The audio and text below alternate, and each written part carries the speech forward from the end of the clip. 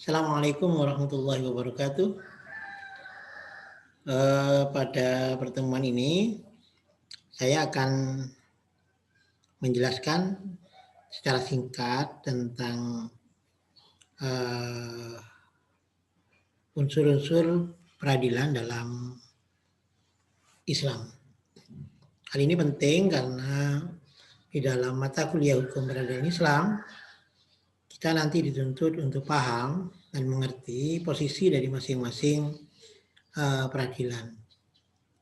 Karena itu memahami unsur-unsur secara umum peradilan itu akan memberikan pemahaman juga terhadap posisi dan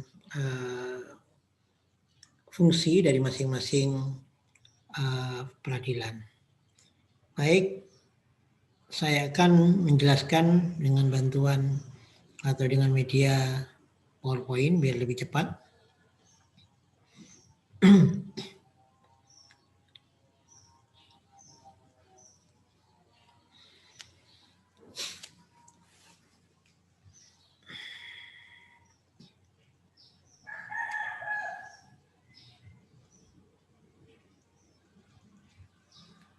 Baik,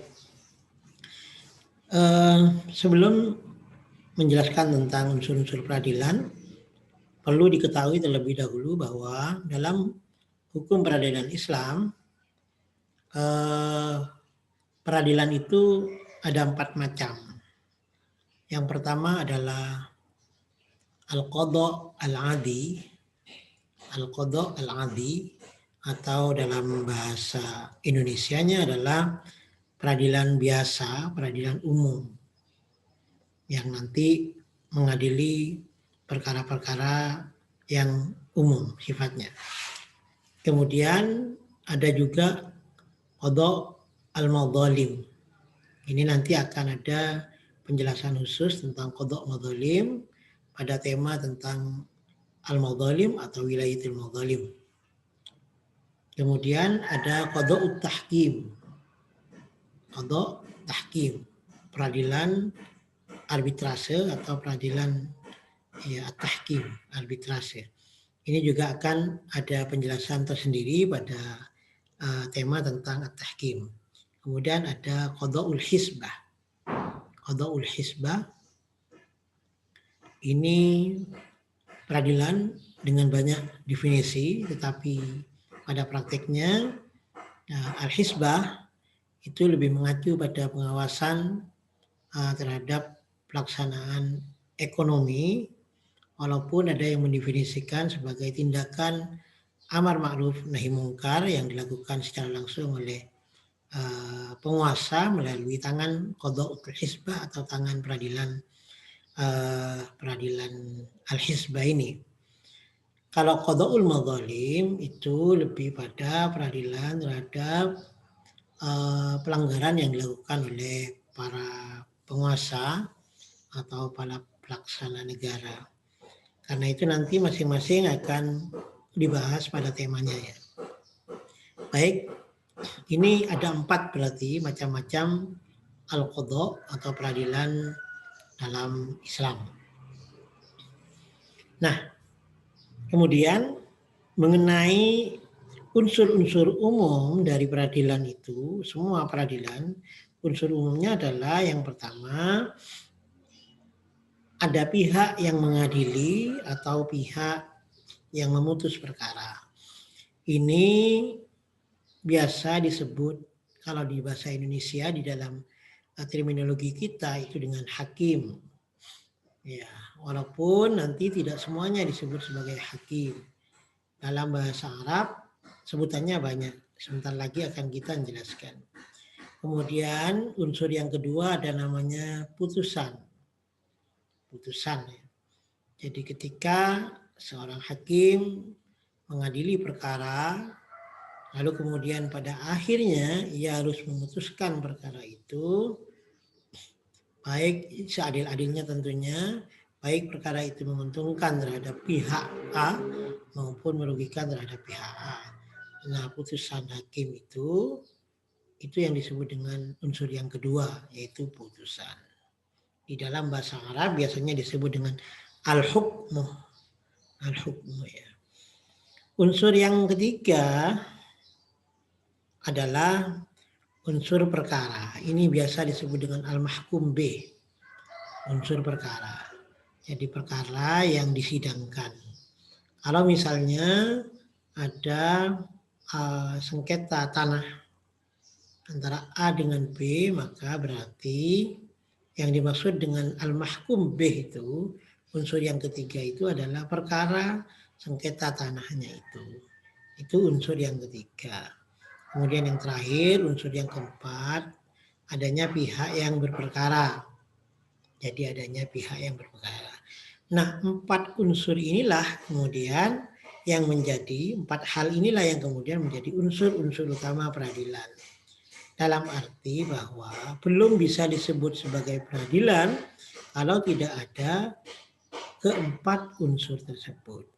Tidak bisa dibayangkan bagaimana sebuah peradilan tanpa ada pihak yang mengadili atau orang yang memutus perkara. Tidak mungkin terjadi. Demikian juga kalau tidak ada pihak-pihak yang berperkara, juga tidak mungkin terjadi peradilan. Tidak ada putusan, hanya berperkara saja, hakimnya ada, pihak yang berperkara ada, perkaranya ada, tetapi sama sekali tidak pernah ada putusan, maka tidak disebut sebagai peradilan juga.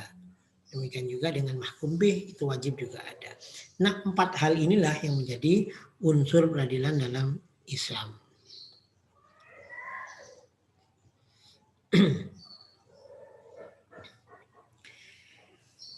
Pada pihak yang pertama tadi, pada unsur yang pertama, pihak yang mengadili atau memutus perkara, ini sesuai dengan macam-macamnya peradilan dalam Islam, maka namanya atau sebutannya juga bermacam-macam. Pada al-qadha al-'adhi atau pada peradilan umum atau peradilan biasa tadi itu, yang memimpin atau yang memutus perkara, pihak yang mengadili itu disebut dengan al-qadhi namanya ya, al-qadhi. Qadhi dalam bahasa Indonesia hakim itu. Jadi disebut al-qadhi. Ini dalam peradilan umum. Kemudian pada peradilan at-tahkim, arbitrase, itu orang atau pihak yang memutus perkara atau yang mengadili perkara itu disebut sebagai al-muhakkam. Atau ada juga yang disebut dengan al-hakam. Disebut muhakkam atau hakam. Ya. Jadi hakam atau muhakkam.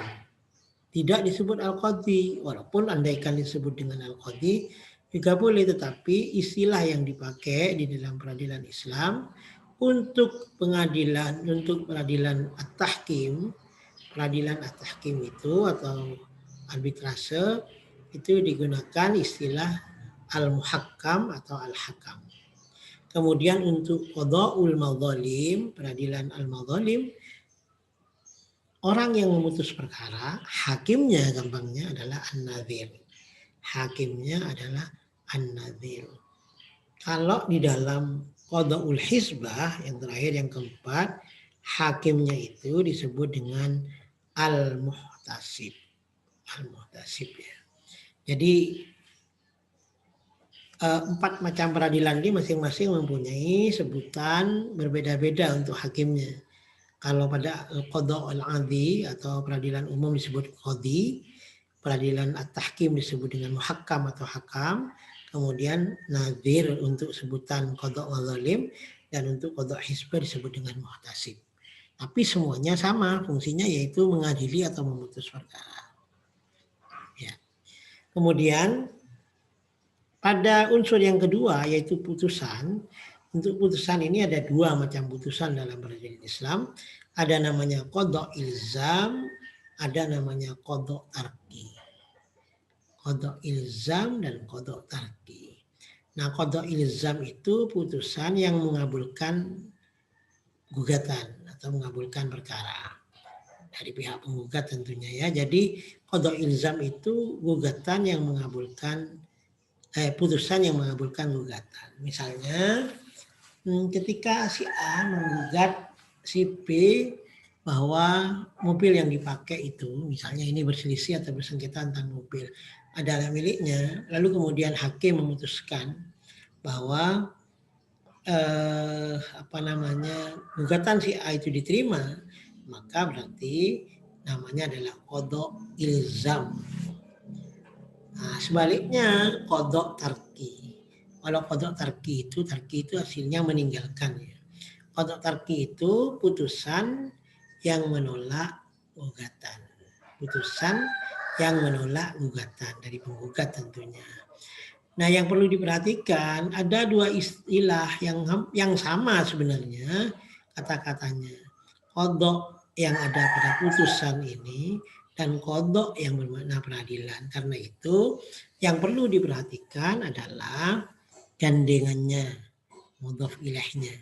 Kalau dalam qadha yang dimaksud dengan putusan itu gandengannya adalah misalnya qadha ilzam, qadha tarki. Ini pasti tidak akan bermakna peradilan.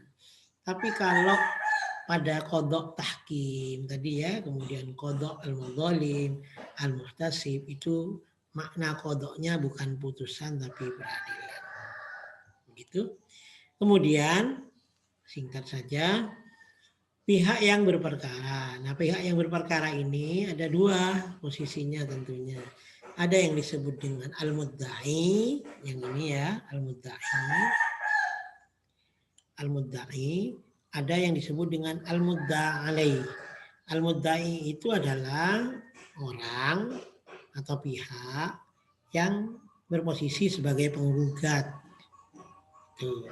Kemudian kalau al-mudda'alai adalah orang atau pihak yang berposisi sebagai tergugat. Ini dalam hadis Nabi juga menggunakan istilah mudda'i dan mudda'alih. Ya. Mudda'i itu adalah penggugatnya. Al-mudda'alih adalah orang yang tergugat, pihak yang tergugat. Saya kira ini penjelasan singkat sebagai pengantar diskusi untuk tema tentang unsur-unsur peradilan. Mudah-mudahan bisa dipahami ya, mudah-mudahan bisa dipahami. Dan saya kira semua pemirsa, terutama mahasiswa-mahasiswa yang saya sayangi, mudah-mudahan bahan yang sedikit ini bisa menjadi